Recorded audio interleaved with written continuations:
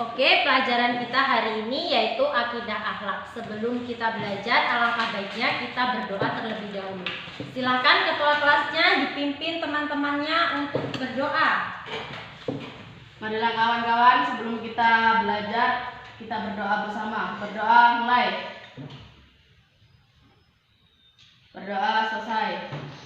Oke, alhamdulillah kita sudah berdoa. Selanjutnya seperti biasa, kita tadarus Al-Quran bersama terlebih dahulu ya, yaitu Quran surat Al-Ikhlas. Silakan. A'udzu billahi minasy syaithanir rajim. Bismillahirrahmanirrahim. Qul huwallahu ahad. Allahu samad. Lam yalid wa lam yulad wa lam yakul lahu kufuwan ahad. Shadaqallahul azim. Oke, shadaqallahul azim. Mudah-mudahan kita diberikan kelancaran dan kefahaman ya, hari ini kita akan belajar. Oke, Ibu absen terlebih dahulu. Yang pertama, Abel. Hadir, Bu. Rindi. Hadir, Bu. Putri. Hadir. Reni. Hadir. Salwa. Hadir, Bu. Nelly. Hadir, Bu. Oke, kelas ini semua rajin-rajin. Masih tetap semangat? Masih. Kalian semua sehat? Sehat. Jadi langsung kita masuk ke materi pembelajaran. Pelajaran kita hari ini materinya sakit. Tadi malam semuanya sudah belajar? Sudah. Alhamdulillah. Jadi Ibu harap kalian harus tetap semangat belajar ya. Ya, Bu. Jadi orang sakit itu juga ada hikmahnya ya. Allah itu tidak mungkin memberikan cobaan atau ujian kepada hambanya jika tidak ada hikmah yang dapat diambil. Nah, Ibu akan bertanya kepada kalian, siapa di sini yang tahu apa saja hikmah sakit? Coba jelaskan. Saya, Bu. Oke, Mbak Nelly. 1. Memupuk jiwa sabar dan tawakal. 2. Menguatkan atau memperkokoh iman seseorang. 3. Merasakan dan menyadari betapa nikmatnya anugerah kesehatan. 4. Memperoleh pahala yang berlipat ganda. 5. Allah akan mengurangi atau mengampuni dosa si sakit. Oke, terima kasih Mbak Nelly atas jawabannya. Jadi orang yang sakit itu akan mendapatkan hikmah. Yang pertama, memupuk jiwa sabar dan tawakal. Karena orang yang sakit itu kan merasakan tubuhnya itu tidak enak ya, yang panas, dingin dan lain sebagainya. Jadi orang yang sakit itu harus lebih sabar dan tawakal dan tidak boleh marah-marah tentunya. Dan yang kedua itu memperkuat atau memperkokoh iman seseorang. Jadi mungkin awalnya orang yang sehat itu tidak pernah sholat ya atau jarang sholat. Kemudian diberikan cobaan atau ujian dari Allah yaitu berupa sakit. Nah, orang tersebut akan lebih mengingat Allah lagi dan mungkin setelah sehat juga akan lebih menjalankan sholat 5 waktu.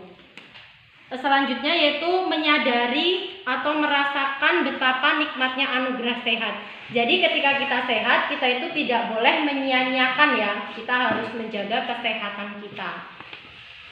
Dan selanjutnya memperoleh pahala berlipat ganda. Ini sangat menarik sekali ya. Jadi siapa di sini yang mau sakit? Nggak ada, Bu. Kenapa nggak mau sakit? Karena ketika kita sakit kita akan memperoleh pahala yang berlipat ganda dari Allah. Kenapa kalian nggak mau sakit? Nggak enak, Bu. Oke.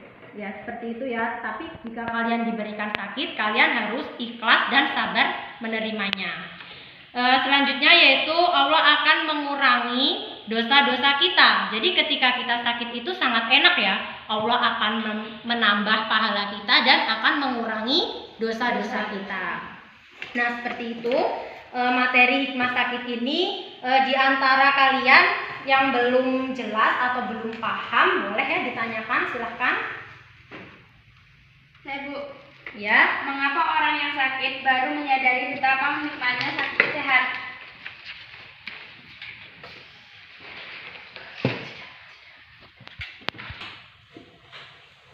Oke, Ibu tulis ya pertanyaannya di papan tulis. Ya, Bu.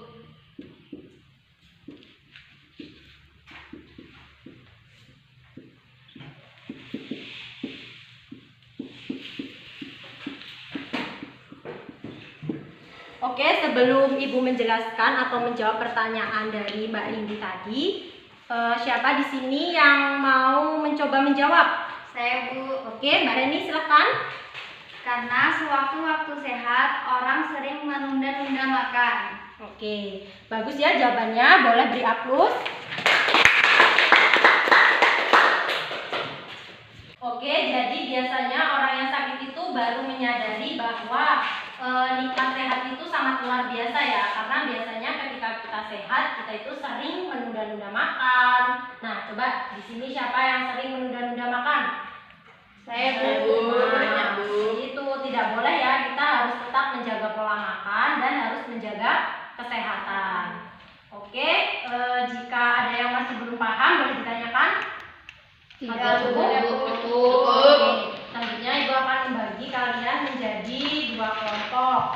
Kelompok pertama, Putri, Reni, dan Nelly. Ya, Bu. Materinya atau pertanyaannya, bagaimana pendapat kalian jika orang yang sedang sakit namun merasa kesal dengan penyakit yang dideritanya? Ya, sudah dicatat? Sudah, Bu. Ya, Bu. Oke, kelompok kedua, Salwa, Abel, Rindi. Pertanyaannya, bagaimana tanggapan Anda jika orang yang sakit justru malah marah-marah kepada orang yang telah merawatnya? Nah, silakan kalian duduk berdekatan dengan kelompok masing-masing.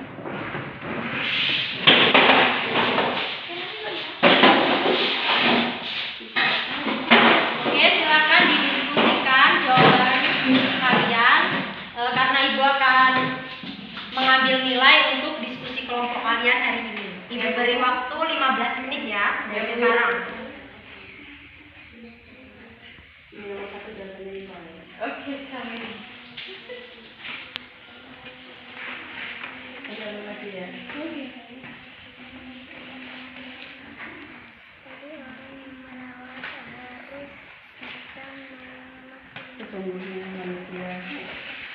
Oke, Ibu rasa cukup, 15 menit sudah berlalu. Silakan kelompok 1, siapa perwakilan yang ingin maju ke depan menyampaikan hasil diskusinya? Saya, Bu. Oke, Nelly, silakan.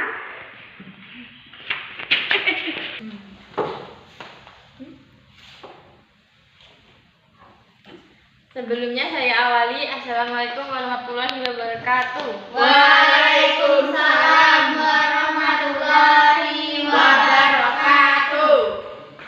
Kami dari kelompok 1 ingin menjawab pertanyaan dari Bu Mila. Pertanyaannya, bagaimana pendapat Anda jika orang yang sedang sakit namun merasa kesal dengan penyakit yang dideritanya? Jawabannya, orang yang sakit tidak boleh merasa kesal dengan penyakit yang dideritanya karena banyak hikmah yang didapatkan ketika sakit. Jadi tidak baik jika orang yang sakit namun justru merasa kesal. Oke, sangat bagus jawaban dari kelompok 1. Boleh beri aplaus. Selanjutnya kelompok 2, silakan perwakilan maju ke depan. Oke, Abel, silakan.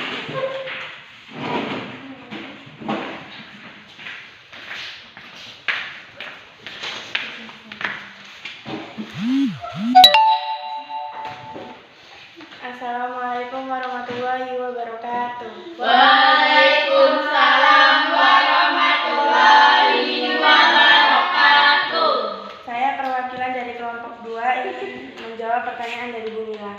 Ya, silakan.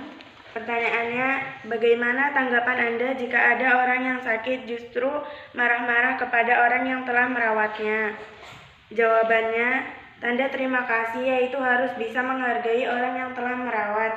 Tapi mungkin orang sakit sedang merasa kesakitan dan tidak tahan jadi marah. Sebagai orang yang merawat harus bisa memaklumi agar tidak terjadi perkelahian. Oke, terima kasih atas jawabannya. Beri aplaus ya. Silakan kembali ke tempat duduk.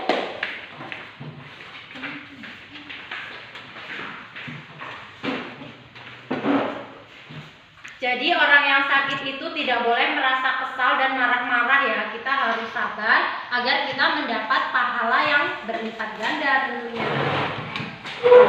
Jadi kita juga tidak boleh marah kepada orang yang merawat kita, karena kita itu bisa jadi melampiaskan rasa sakit kita kepada orang yang telah merawat kita.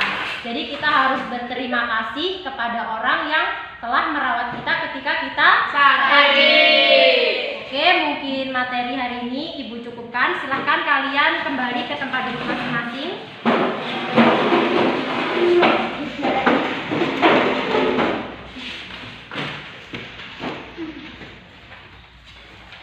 Materi hari ini sudah bisa dipahami semuanya? Sudah, Bu. Apa masih ada yang ingin bertanya? Tidak. Oke, jika cukup, Ibu akan memberitahu kalian materi minggu depan, yaitu mengenai adab ketika bertamu. Kalian boleh mencari di internet atau di buku untuk materi tersebut. Oke, jika cukup, Ibu harap kalian bisa menerapkan materi yang telah Ibu sampaikan dalam kehidupan sehari-hari. Silakan ketua kelas dipimpin untuk berdoa. Marilah kawan-kawan, sebelum kita pulang kita berdoa bersama. Berdoa mulai. Berdoa selesai. Oke, Ibu akhiri. Wassalamualaikum warahmatullahi wabarakatuh.